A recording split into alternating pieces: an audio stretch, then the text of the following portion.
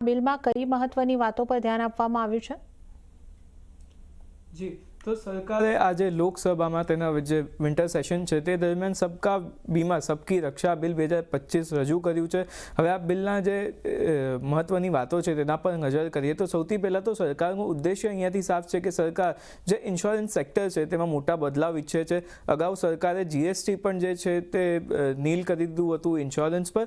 હવે સરકાર આમાં બીજા મોટા જે ફેરફાર છે તે ઈચ્છે છે. તે કયા ફેરફારો છે તેની વાત કરીએ તો સૌપ્રથમ તો ઇન્સ્યોરન્સ એક્ટ જે છે તેમાં સરકાર પરિવર્તન લાવવા ઈચ્છે છે. સાથે જ LIC એક્ટ અને IRDA એટલે કે ઇન્સ્યોરન્સ રેગ્યુલેટરી ડેવલપમેન્ટ એન્ડ ઓથોરિટીનો જે એક્ટ છે, જે રેગ્યુલેટરી સંસ્થા છે દેશમાં ઇન્સ્યોરન્સ માટેની, તેના એક્ટમાં પણ અમુક બદલાવ લાવવા સરકાર અહીંયાથી ઈચ્છે છે.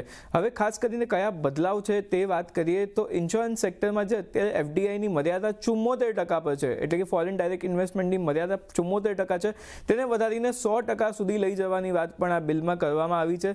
સાથે જ ઇન્સ્યોરન્સ અને નોન ઇન્સ્યોરન્સ કંપનીઓ વચ્ચે જે છે તે ડીમર્જર થઈ શકશે, જેનાથી જે મેક્સ લાઈફ જેવી કંપનીઓ છે, મેક્સ ફાઇનાન્શિયલ્સ અને મેક્સ લાઈફ, તેને ફાયદો થઈ શકે છે. સાથે જ એજન્ટના જે કમિશન છે તેની જે મહત્તમ મર્યાદા છે તે પણ અહીંયાથી નક્કી કરવામાં આવશે તેવી આ બિલમાં એક સ્પષ્ટ વાત કરવામાં આવી છે. સાથે જ IRDA જે સંસ્થા છે તે આ જે કમિશન છે અને વાઉચર્સ છે એજન્ટોના, તેની રકમ જે છે તેની જે સીમા છે તે નક્કી કરશે. સાથે જ પેડઅપ કેપિટલની મર્યાદા ઘટાડવામાં આવશે તેવી પણ એક વાત આ બિલમાં કરવામાં આવી છે.